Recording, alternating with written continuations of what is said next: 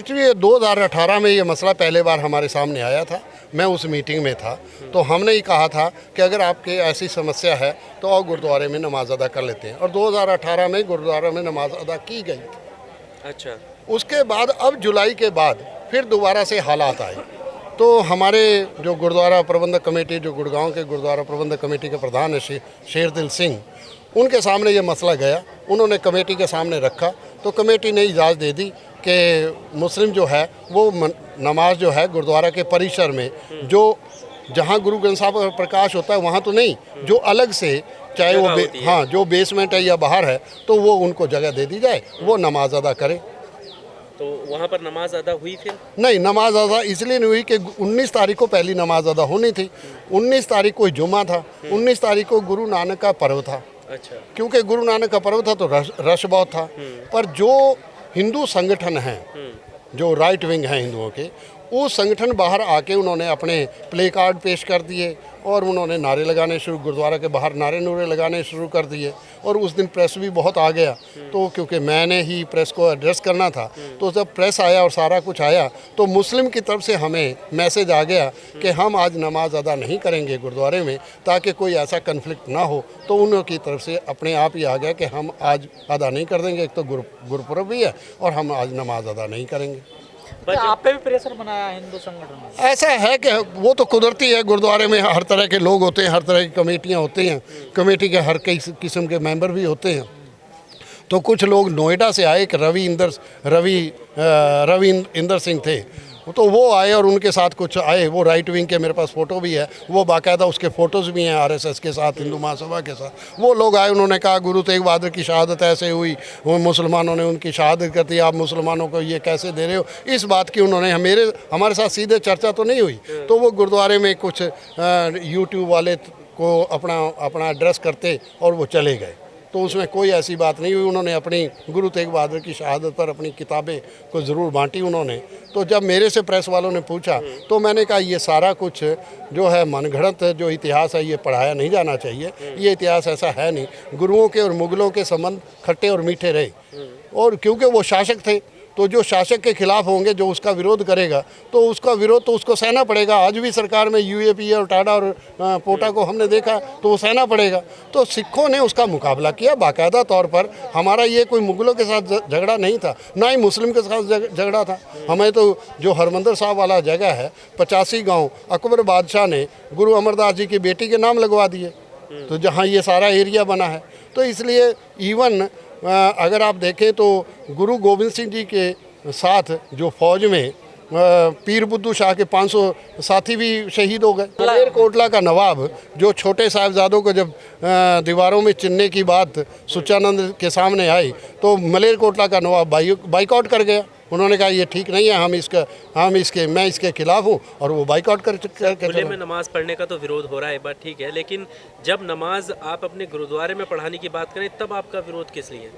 नहीं, वो तो ये होता है ना कि सिखों में भी कई किस्म के लोग हैं, ऐसा तो है नहीं कि सारे सिख एक विचार को मानने वाले हैं। उसमें उन्होंने जो आरएसएस के साथ जुड़े हैं, तो सिख स्वरूप में हैं, तो उन्होंने कहा कि नहीं जी आपको ये नहीं करना चाहिए। हमने कहा क्यों नहीं करना चाहिए, जब अकाल तख्त पर नमाज अदा हो सकती है तो यहाँ नमाज, हमारा तो कोड ऑफ कंडक्ट है सिखों का, तो बाकायदा तौर पर सिख कोड ऑफ कंडक्ट है। सिख कोड ऑफ कंडक्ट में ऐसी बात नहीं है। और अगर गुरु नानक से ही पूछ रहे तो गुरु नानक के साथ मर्दाना जी थे, तो क्या मर्दाना जी नमाज अदा नहीं करते थे गुरु नानक के साथ रहते हुए?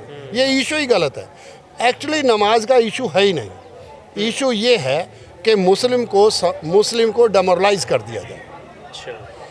मुस्लिम को डेमोरलाइज कर दिया जाए, जैसे सिखों को 1982 1984 के 1980-90 के दशक में उनको अपनी जगह दिखाने की कोशिश की गई थी कि उनको डेमोरलाइज कर दिया जाए, कभी आतंकवादी कह दिया जाए, खालिस्तानी कह दिया जाए, कभी कुछ कह दिया जाए। यही काम जो है, उसके बाद पहला तजर्बा उन्होंने सिखों पर किया। जब उनका तजर्बा सफल रहा तो उन्होंने दूसरा तजर्बा सीधा मुस्लिम के पास किया। अब मुस्लिम उसी टारगेट में हैं जिसमें सिख थे, और उस टारगेट का कारण ही नमाज तो एक केवल बहाना है। नमाज का कोई लेना देना नहीं है। नमाज होती है, पूरे हिंदुस्तान में नमाज नहीं हो रही, पूरे भारत में नमाज हो रही है। अकेला गुड़गांव कैसे छांट लिया? क्योंकि गुड़गांव दिल्ली के पास रहता है, मल्टीनेशनल एरिया है, और मुस्लिम का एरिया जो मेवात एरिया काफ़ी बड़ा एरिया, अगर यहाँ डेमोरलाइज होता है तो पूरे देश में डेमोरलाइज हो जाएगा। इशू डेमोरलाइज हराना फिर ये मस्जिद बना लेंगे वहाँ। अरे कहाँ कोई मस्जिद बना ले तो फिर सरकार के कानून कहाँ रह गए। अगर मैं यहाँ आके कहूँ कॉन्स्टिट्यूशन क्लब में मैं मस्जिद बना दूंगा तो कोई मुझे बनाने देगा? ये इसका मतलब हम इतने, हमारा कानून इतना घटिया है कि हम कहीं कोई 4 आदमी इकट्ठे हो जाएंगे तो हम मस्जिद बना लेंगे। ये शासन रोक क्यों नहीं रहा फिर? प्रशासन, जब प्रशासन का ऊपर जो जहाँ उसकी तार खड़ी है, जब वही कह रहा है कि ये काम करो तो कर रहा है, अदरवाइज किसी की क्या हिम्मत है कि वो ये काम कर दे। सवाल मुस्लिम इस समय निशाने पर है। मेरी सरकार से ये अपील है आपके माध्यम से कि सरकार को ये रास्ता बंद करना चाहिए। मुझे सरदार हुकम सिंह जी जो लोकसभा के पूर्व अध्यक्ष भी रहे और फ्रीडम फाइटर भी रहे, अकाली नेता भी रहे, वो पहले थे जिन्होंने इस कॉन्स्टिट्यूशन के जब अडॉप्शन होना लगा वॉकआउट कर गए थे कि ये कॉन्स्टिट्यूशन माइनॉरिटी को प्रोटेक्ट नहीं कर सकेगा। आज हम देखते हैं पिछले 40 साल से ये कॉन्स्टिट्यूशन माइनॉरिटी को प्रोटेक्ट नहीं कर पा रहा। तो सरदार हुकम सिंह तो ठीक थे, संविधान खराब है। तो सरदार ये तो आप लोगों ने देखना है कि अगर ये हालात है तो कॉन्स्टिट्यूशन तो आज भी है। इसका मतलब कॉन्स्टिट्यूशन को लोग एक्सेप्ट नहीं कर, जो सत्ता में बैठे हैं वो कॉन्स्टिट्यूशन को अपने तरीके से मोड़ रहे हैं।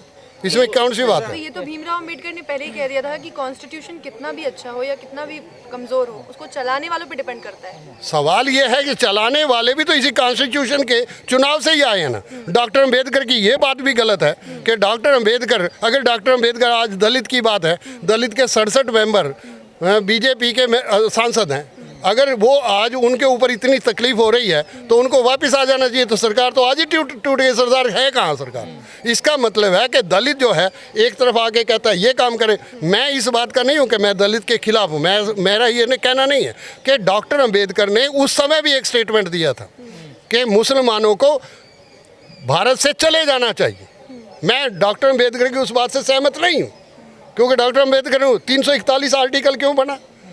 अगर डॉक्टर अंबेडकर को ये था कि अगर मुसलमान यहाँ रहेगा तो मुसलमान का भी जो रिजर्वेशन, जो उनका पसमानदा एरिया है, जो उसका शेड्यूल्ड है, जातिवाद तो है नहीं इस देश में, चाहे सिख हो चाहे मुसलमान, ताकि वो हमारा हिस्सा ना ले ले। तो डॉक्टर अंबेडकर को ये नज़र नहीं आ रहा था। मैं इस बात से डॉक्टर अंबेडकर के साथ ही सहमत नहीं। लेकिन मुसलमान का सामाजिक शोषण नहीं होता ना? सामाजिक शोषण तो हो ही रहा है। आज क्या हो रहा है?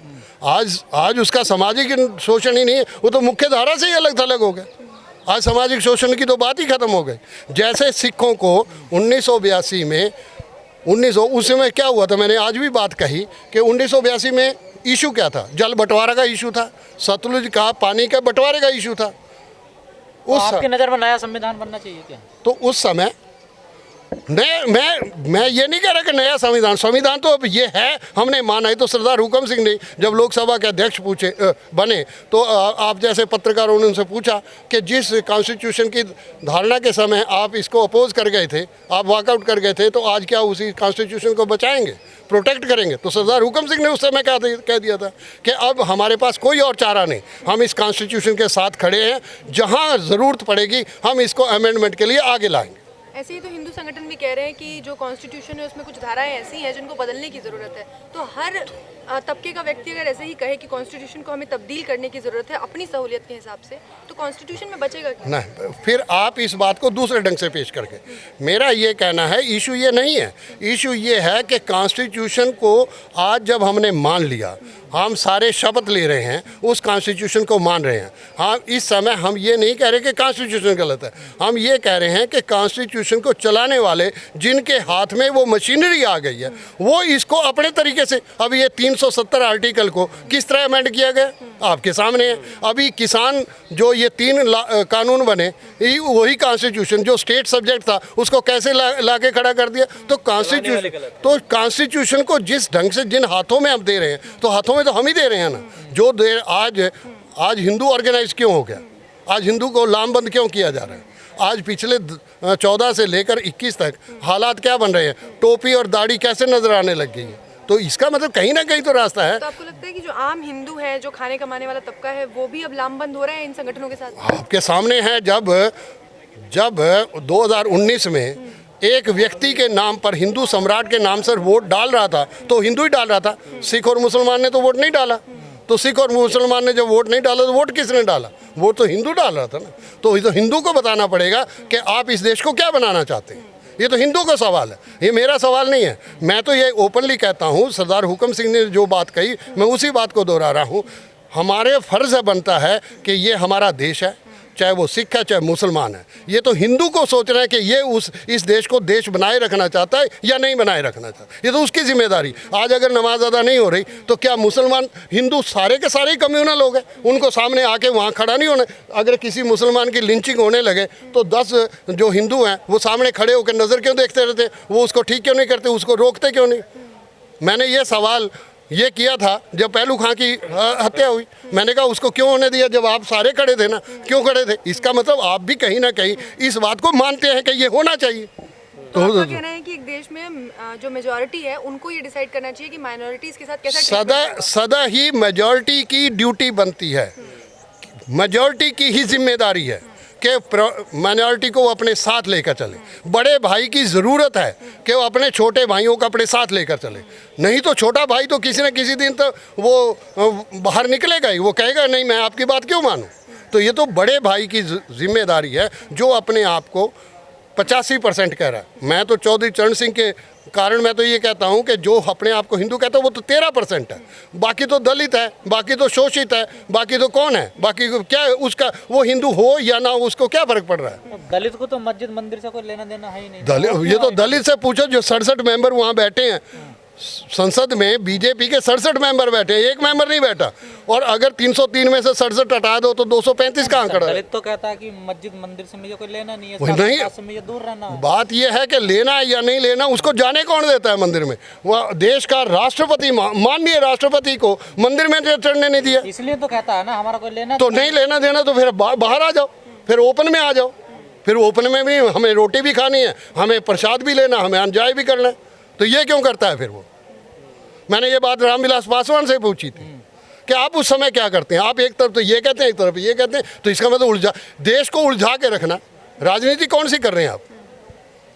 आपने जब अपने गुरुद्वारों के दरवाजे खोले थे तो आपको आरएसएस के कुछ संगठनों की ओर से धमकियां आई थी। देखो, हमें धमकी ना धमकी ये इशू नहीं है। सिख के साथ एक बात हमें समझ लेनी चाहिए, इस देश का जो सिख है उसको देश भी जानता है और ये सरकार भी जानती है। अभी 3 कानून आज तक किसानों के कितने आंदोलन जंतर मंतर पर आए? ये किसान आए, सिख थे, जाके सिंघू बॉर्डर पर बैठ गए। सिंघू बॉर्डर सिंह वाला है, जहाँ सिख फौज ठहरी थी, 30,000 फौज वहीं ठहरी थी, वहीं रुक गया, वहाँ से आगे नहीं आया, वहीं रुक गया। मुसलमान जो मुजफ्फरनगर में तंग हुए थे वो मुसलमान उनकी तरफ आ गए, उसके बाद वो सारे जाट भी आ गए, तो क्या नतीजा निकला? तो सेकुलर भारत नजर आना हो तो सिंघू बॉर्डर पर देखना था। सर गुरुद्वारे के दरवाजे अभी भी खुले हैं नमाज के लिए? गुरुद्वारे के दरवाजे कैसे बंद हो सकते हैं जब अकाल तख्त पर बंद नहीं हो सकते? यहाँ का कैसे बंद हो सकते हैं? हाँ, ये ज़रूर है कि गुरुद्वारे का सेंटर जो जहाँ गुरु ग्रंथ साहब का प्रकाश होता है उसकी अपनी एक मर्यादा है। उसके बाहर अगर कोई करता है और कमेटी चाहती है कि यार कोई तकलीफ में है तो उसके साथ खड़े होने में क्या तकलीफ है किसी? तो सर सारा मसला आप काट दीजिए, मना कर दीजिए कि हमारे गुरुद्वारे में पढ़िए, छोड़िए, झगड़ा ही खत्म हो जाएगा फिर तो। क्यों ना? ये देश इतना बड़ा पड़ा है, ये किस लिए पड़ा? ये उनकी जिम्मेदारी नहीं है, उनका हक नहीं है इस देश के ऊपर। आप क्या चाहते हैं कि उनका हक ही नहीं रहे? मुसलमान आकर इस देश में अगर 20 करोड़ है तो 20 करोड़ का इस देश में कोई हक नहीं है? हक है, तो हक है तो क्यों ना वो डिमांड करे, क्यों ना उसका हक उसको मिले? सवाल वो क्यों सिखों के तरफ क्यों दौड़े, किसी के पास तरफ क्यों दौड़े? उसका अपना हक नहीं है? आपका हक है तो उसका भी हक है, उसको अपना। उसके लिए व्यवस्था है ना, मस्जिदें बनी हुई हैं। कहाँ मस्जिद बनी है? तो बताएं कि मस्जिद बनी है। जब इतने 5 लाख 10 लाख लोग हैं तो मस्जिद बनी है। तो कांवड़ यात्रा जब निकलती है तो कितनी कांवड़ यात्रा निकलती है? 1 महीना सारे रोड्स पर क्या होता है?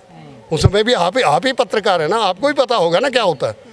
जब गुरुद्वारे के जब नगर कीर्तन होते हैं तो हमें नहीं पता, हम परमिशन लेते हैं, नगर कीर्तन करते हैं। अगर वो कोई नमाज खुले में यहाँ नमाज को अदा कर रहा है तो यहाँ क्या तकलीफ हो जाएगी कि नमाज क्यों अदा कर रहे हो? मेरा समय आया तो मैं नमाज यहाँ अदा। लोगों को तकलीफ है तभी तो विरोध। क्या तकलीफ है? अब कुछ तो तकलीफ आज तक पूरे देश में तकलीफ नहीं, अकेला गुड़गांव में तकलीफ है? पूरे देश में कहीं आवाज़ उठी? कोई आप तो पत्रकार हैं, कहीं से आवाज़ आई कि पूरे देश में भाई वहाँ कुरुक्षेत्र में हो रही हो, चंडीगढ़ में हो रही हो, पंजाब में किसी जगह पे हो रही हो, ये राजस्थान में कहीं हो रही हो, किसी जगह हो रही हो, तो फिर तो पता लगे। गृह मंत्री कहते हैं ना कि उत्तराखंड जब वो गए थे दौरे पे अपने, तो उन्होंने कहा था कि ये सड़कें जाम करवा के पहले की सरकारें यहाँ नमाज करवाती थी। ये प्रशासन किस लिए? प्रशासन का काम है कि वो सड़क पर ना बैठने दे। वो उसको किसने रोका है कि सड़क पर बैठने दे? उसको कहा है कि कहीं पार्क में अगर कोई कर रहा है तो उसको क्या तकलीफ है? सड़क कहाँ रोक रहे हैं? अगर सड़क रोक रहे हैं तो आपका हक है जाके, अगर आप वहाँ जाके वो नमाज अदा कर रहे हैं, आप गोवर्धन पूजा करने लग जाएं, वो ढोल बजाने लगे, इसका मतलब आप नमाज, सवाल तो आपका नमाज का है ही नहीं। मैं ये ओपनली एडमिट कर रहा हूँ कि इस देश में नमाज का इशू नहीं है। नमाज तो निशाना है, निशाना तो कुछ और है। आप उस बात को मान लो, क्योंकि मुस्लिम को डेमोरलाइज करना है। जितना भी वो डेमोरलाइज होगा तो सत्ता जो है हिंदू जो ऑर्गेनाइज होगा, और ये जो सत्ता हम 2014 के बाद देख रहे हैं हमारे सामने। कभी किसी ने सोचा था कि एक व्यक्ति के नाम पर 303 सीट आ जाएंगी? एक व्यक्ति के नाम पर वोट, एक व्यक्ति के नाम से माना। कौन से कॉन्स्टिट्यूशन में लिखा है कि एक व्यक्ति के नाम से आप ऑर्गेनाइज करेंगे, चुनाव लड़ा जाएगा? कोई आर्टिकल ही पढ़ा दें, मुझे पढ़ा दें आप। आपके पास कोई आर्टिकल हो तो कॉन्स्टिट्यूशन। चुनाव तो पार्टी के नाम पे हुआ है ना, तो पार्टी का नाम, वोट किसने? वोट एक ही आदमी के मान, 2019 का आप। ये भी तो नहीं लिखा, ये भी तो नहीं लिखा। यही मैं कहता हूँ कि हिंदू की जिम्मेदारी है, जो बहुसंख्यक है उसकी जिम्मेदारी है कि इस देश को एक रखना।